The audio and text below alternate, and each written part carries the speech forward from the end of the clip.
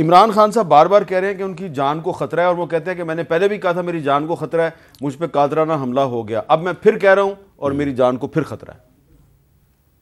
آپ سے ہے نہیں، لیکن میں نے تو پہلے بھی اس کو کہا ہے کہ یہ باتیں آپ نہ کریں، یہ آپ کے لیے خطرہ جو ہے اس کو لے کے آئیں گی. لیکن وہ میرا خیال ہے کہ اس نے یہ سیاسی بیانیہ بنا لی ہے اور وہ اس بات کو تسلسل سے کیے جا رہا ہے. دیکھیں میر صاحب، یہ ہم پنجاب کے بسنے والے ہیں، آپ بھی جانتے ہیں کہ جس قتل ہونے سے پہلے FIR درج ہو جائے اسے تو پھر کرنے والے سینکڑوں ہیں. اچھا، لیکن اور بھی کچھ لوگوں کی زندگی کو خطرات کی بات ہو رہی ہے. میں آپ کو ایک کلپ سنانا چاہتا ہوں، یقیناً آپ نے سن لیا ہوگا. معید پیرزا صاحب ایک صحافی ہیں، وہ کیا کہہ رہے ہیں؟ کیا مطلب ہے یہ جو معید پیرزا صاحب نے بات کی ہے، آپ اس کو سیریس لیتے ہیں؟ بہرحال انہوں نے جو بات کی ہے، کیونکہ ذمہ دار آدمی ہیں تو ان کی بات کو سیریس لیا جانا چاہیے.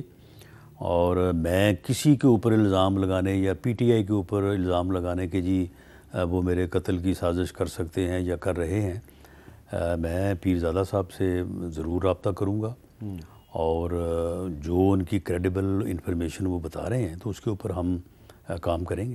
اچھا، عمران خان صاحب نے یہ بھی مطالبہ کیا جی کہ جنرل باجوہ جو ہے ان کا کورٹ مارشل کیا جائے، کیونکہ انہوں نے اپریل 2022 میں روس کے خلاف تقریر کی تھی اور یہ ان کے آئینی ذمہ داری کے خلاف تھی.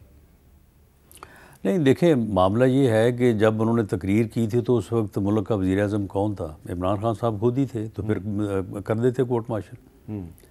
اور ویسے بھی یہ بات اگر انہوں نے کسی تقریب میں، جو مجھے معلوم ہے، تو انہوں نے اس وقت کے حالات کے مطابق کسی تقریب میں اپنے خیالات کا اظہار کیا، تو اس میں یہ بات بنتی تو نہیں ہے جو خان صاحب کر رہے ہیں. اگر جو ہے وہ اسی بات کے اوپر اس قسم کی کارروائی ممکن ہو یا کی جانی چاہیے، تو پھر میرا خیال ہے کہ سب سے پہلے تو پھر عمران خان صاحب کے خلاف ہونی چاہیے. اچھا رانا صاحب، آج کل کچھ نام جو ہیں وہ مریم نواز شریف صاحبہ بھی لیتی ہیں اور کچھ نام اب مولانا فضل الرحمان نے بھی لینے شروع کر دیے. سنیں جی مولانا فضل الرحمان نے کیا کہا ہے.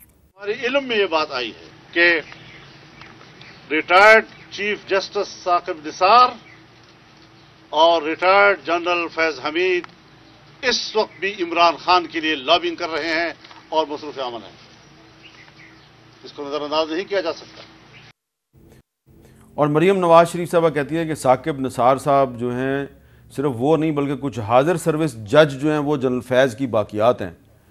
تو اس کی کوئی تحقیقات کر رہے ہیں آپ یا یہ صرف فرضی بیانات ہیں؟ نہیں دیکھیں، اس میں تحقیقات کی تو کوئی ضرورت ہی نہیں ہے.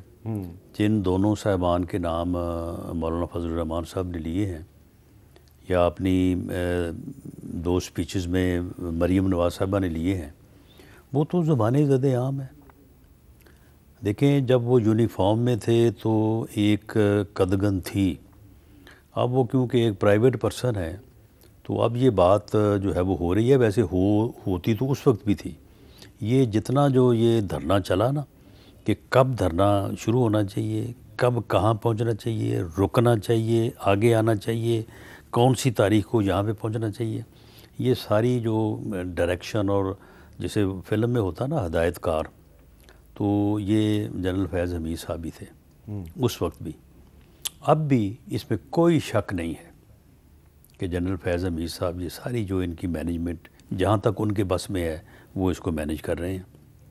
ثاقب نثار صاحب جو ہے وہ دوڑے پھر رہے ہیں ان کے لیے، اور ان کو جوڈیشل سائڈ سے یہ ہماری اسیسمنٹ ہے، ہمارا اندازہ ہے کہ جو ان کو سہولت کاری ہو بھی رہی ہے تو اس میں ان دونوں کا جو ہے وہ بڑا عمل دخل ہے. کیونکہ جو لوگ اتنی امپورٹنٹ پوزیشنز پہ رہے ہوں تو وہ نہ بھی جب ہوں تو پھر کچھ نہ کچھ لوگوں کے ساتھ لحاظ، تعلق، اثر و رسوخ تو ہوتا ہے.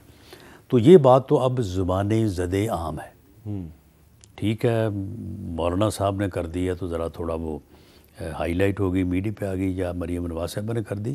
لیکن آپ دفتروں میں جائیں، کسی جگہ پہ جائیں، صاحب الرائے اور صاحب العلم لوگ یہ بات کرتے ہیں. لیکن فرض کریں کہ مان لیتے ہیں کہ جی جنرل فیض صاحب جو ہیں وہ لابنگ کر رہے ہیں جی عمران خان کے حق میں، تو اس میں قانون کی کوئی خلاف ورزی تو نہیں ہے؟ نہیں، قانون کی خلاف ورزی تو ہے. کیسے؟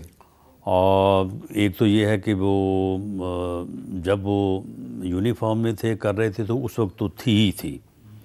اب بھی اس طرح سے ہے کہ انہیں 2 سال تک جو ہے وہ اس قسم کی ایکٹیویٹیز میں بالکل جو ہے وہ دخل نہیں دے سکتے, انہیں نہیں کرنا چاہیے. اور ویسے بھی ان کو یہ اپنا اثر رسوخ جو ہے اس قسم کے ملک میں فتنہ فساد پھیلانے کی غرض سے جو ہے وہ نہیں کرنا چاہیے. تو قانون کی خلاف ورزی تو ہے, لیکن معاملہ یہ ہے کہ لابی جو آدمی کرتا ہے وہ کون سا کوئی ان بلیک اینڈ وائٹ کرتا ہے.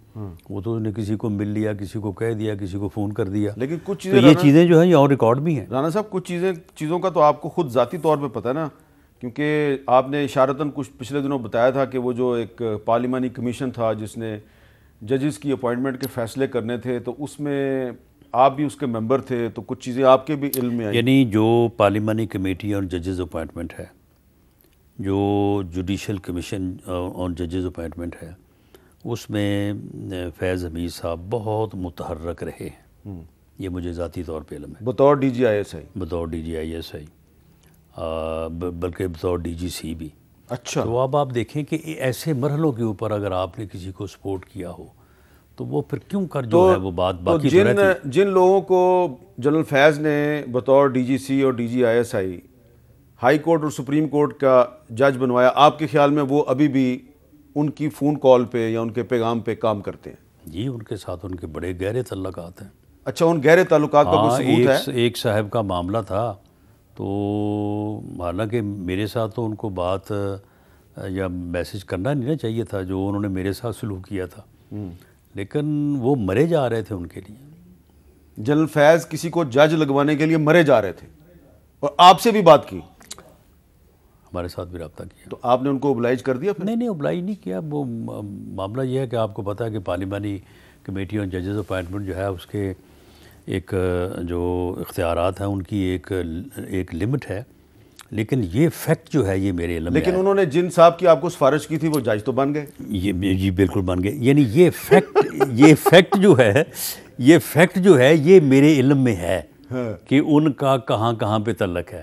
اب اگر وہاں سے کوئی بات ہوتی ہے تو پھر میں تو سمجھوں گا نا کہ جناب یہ پیچھے فلاں صاحب ہو سکتے ہیں. اچھا, تو یہ بات اس طرح سے پہ لنک کر جاتی ہے نا.